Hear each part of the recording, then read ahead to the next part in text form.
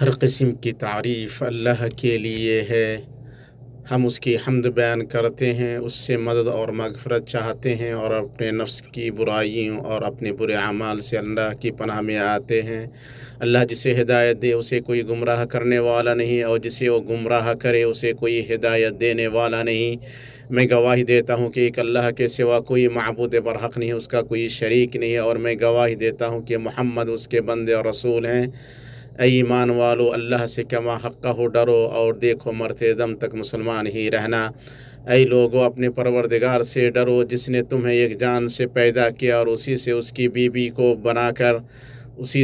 بیوی کو پیدا کر کے ان دونوں سے بہت سے مرد اور عورتیں پھیلا دیں۔ اس اللہ سے ڈرو جس کے نام پر ایک دوسرے سے مانگتے ہو، اور رشتے ناطے توڑنے سے بھی بچو، بے شک اللہ تعالیٰ تم پر نگہبان ہے۔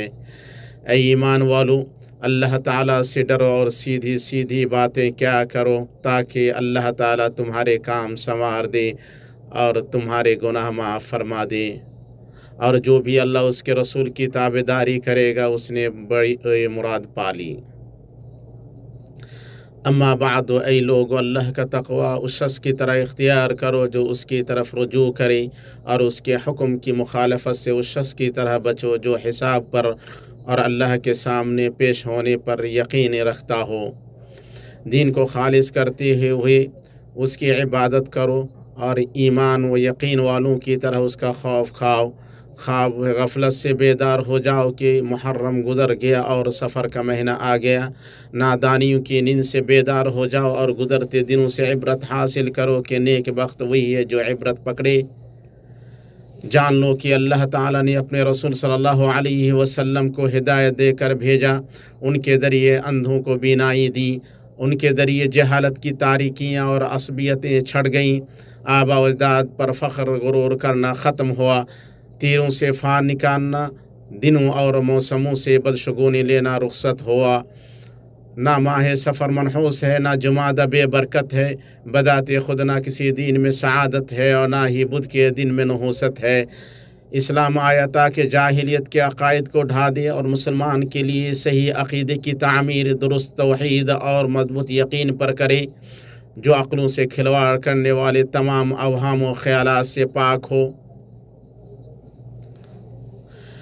لہذا بدشگونی اور بدفعلی سے بچو، کیونکہ یہ مصیبت اور بدگمانی کا سبب ہے، یہ جاہلوں اور کفار کا طرز عمل ہے۔ اللہ تعالیٰ فرماتا ہے، آپ کہہ دیجئے کہ ہمیں صرف وہی نقصان پہنچائے گا جو اللہ نے ہمارے لیے لکھ دیا ہے، وہی ہمارا مددگار ہے۔ اور مومنوں کو اللہ ہی پر بھروسہ کرنا چاہیے۔ اوقات اور زمانے کو برا نہ کہو، نہ دنوں، سالوں اور مہینوں کو منحوس سمجھو، اور نفع نقصان کی نسبت صرف اس ذات کی طرف کرو جس کے ہاتھ میں تمام معاملات کی باغ ڈور ہے۔ مہینوں اور دنوں میں کوئی نحوست نہیں، جو کچھ اللہ نے تقدیر میں لکھ دیا ہے وہ ہو کر رہے گا۔ لوگوں، دنوں سے دشمنی مول لینا پاگل پن ہے۔ نبی کریم صلی اللہ علیہ وسلم نے فرمایا، چھوت لگ جانا، بدشگونی لینا اور الو یا سفر کی نحوست کوئی شے نہیں۔ اسے امام بخاری نے روایت کیا ہے۔ اور نبی کریم صلی اللہ علیہ وسلم نے فرمایا، جس شخص کو بدشگونی نے اس کی ضرورت سے روک دیا تو اس نے شرک کیا۔ اسے امام ابو داؤد نے روایت کیا ہے۔ جان رکھو، تمہارے سب سے منحوس دن وہ ہیں جن میں تم گناہوں کا ارتکاب کرتے ہو اور ایسا کام کرنے کی جرات کرتے ہو جو علام الغیوب پروردگار کو غضبناک کرے۔ اس لیے پوری کی پوری نحوست اللہ کی نافرمانیوں میں ہے، اور تمام کی تمام بربادی اللہ کی حرمتوں کو پامال کرنے میں ہے۔ اسی طرح تمہارے سب سے بابرکت دن وہ ہیں جن میں تم نے اپنے مولا عز و جل کی اطاعت کی۔ اے مسلمانوں، اللہ کا تقوی اختیار کرو اور اس کی بارگاہ میں توبہ کرو، اپنے رب کی طرف پلٹو اور اس کی بات مانو، صحیح عقیدے پر مبنی نیک اعمال کے ذریعے ایمان اور توحید کو قائم کرو۔ کسی دن یا مہینے کو دشمن نہ سمجھو، اللہ سے اچھا گمان رکھو اور نیک فعل لو، کیونکہ نیک فعل خیر کی امید ہے۔ اپنے رب پر توکل کرو اور یہ دعا کرتے رہا کرو، اے اللہ، تیرے سوا کوئی بھلائیاں نہیں لا سکتا اور تیرے سوا کوئی برائیاں دور نہیں کر سکتا، اور تیرے بغیر نہ کوئی طاقت ہے نہ قوت۔ یا یہ دعا، اے اللہ، تیری بھلائی کے سوا کوئی بھلائی نہیں، اور بدشگونی اسی میں ہے جس میں تو نے مقدر کیا ہے اور تیرے سوا کوئی حقیقی معبود نہیں۔ اللہ کی کتاب سے رہنمائی حاصل کرو، اس نے ہر چیز کی تقدیر رکھی ہے۔ دلوں کو ان کی گندگی اور سیاہی سے پاک کرو، یعنی دشمنی، نفرت، جھگڑوں، بری اور خراب نیتوں سے۔ نرمی سے بات کرو، کھانا کھلاؤ، سلام عام کرو، صلہ رحمی کرو، اور راتوں کو جب کہ لوگ سو رہے ہو تم قیام کرو، قبل اس کے کہ تمہارے درمیان اور تمہاری خواہشوں کے درمیان موت حائل ہو جائے، اس سے پہلے کہ تم ذات کے حضور پیش کیے جاؤ جو ظاہر و باطن کا علم رکھتا ہے، اور وہ تمہیں تمہارے اعمال کی خبر دے گا۔ فرمان باری تعالیٰ ہے، اور اگر تم کو اللہ کوئی تکلیف پہنچائے تو بجز اس کے اور کوئی اس کو دور کرنے والا نہیں، اور اگر وہ تم کو کوئی خیر پہنچاتا ہے تو اس کے فضل کا کوئی ہٹانے والا نہیں۔ وہ اپنا فضل اپنے بندوں میں سے جس پر چاہے نچھاور کر دے، اور وہ بڑی مغفرت، بڑی رحمت والا ہے۔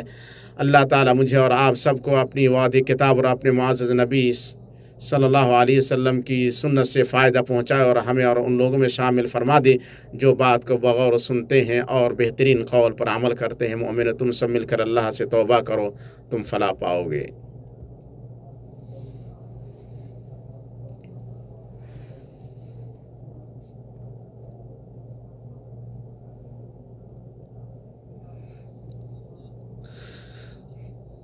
تمام تعریف اس اللہ کے لیے ہے جس کے سوا کوئی حمد و ثناء کا سزاوار نہیں، اور درود و سلام ہمارے سردار محمد پر اور آپ کے آل و اصحاب پر۔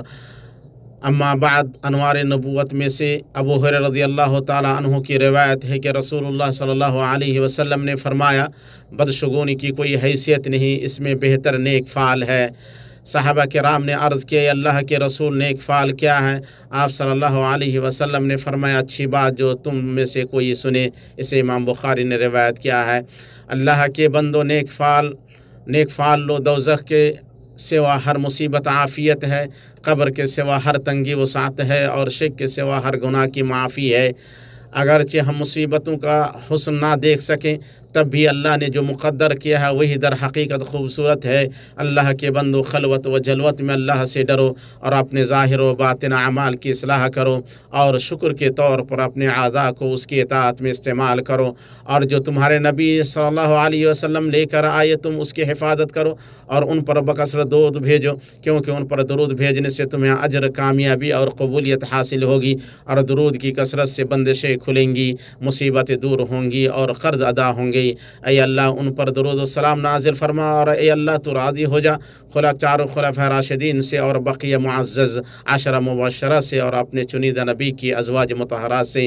اے اللہ ہم تجھ سے دعا کرتے ہیں کہ تو اسلام کو غلبہ عطا کر، اے ذات جو اپنے بندوں پر اپنی رحمت سے فضل فرماتی ہے۔ اے اللہ مسلمانوں کا مقام بلند کر، انہیں نصرت، کامیابی اور امیدوں کا تاج پہنا۔ اے اللہ اپنی عنایت اور توفیق سے خادم حرمین شریفین اور ان کی وفا شعار ولی عہد دونوں کو نواز، جنہوں نے نیکی کا کام انجام دیا اور جن کے ہاتھوں ملک اور عوام کی اصلاح ہوئی۔